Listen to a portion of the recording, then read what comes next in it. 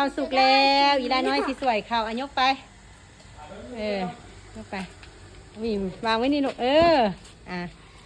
ตักเลยวันนี้นะเอาอันนั้นมาตักเลยลูกนั่นแหละถืออันนี้มาเดี๋ยวหนูขอจับตักใส่ติ๊บเลยเพราะว่าข้าวมันน้อยข้าวเย็นซื่อก้ามหมูขึ้นแล้วมันตอนเนี้ยแรกเนาะอีลาน้อยเห็นใส่ข้าวตักออกไปเลยทีเดียวใส่เลยใส่นี่หล่นแล้วโอ้ฮ้อนโอ้ยเอาให้ย่าโอ้ยเนาะเหนียวหมดเลยค่ะเหนียวข้าวเหนียวเฮ้ยอุ่นข้าวเย็นเฮ้ยเหนียวเขาได้พันแห้งตื้มเหนียวคนสวยกันเลยปิดกระติบบันนี้ลูกปิดกระติบข้าวเรียบร้อยพายเอาไปส่งย่าติดนึ่งนะเอาไปไว้เงินป้าพง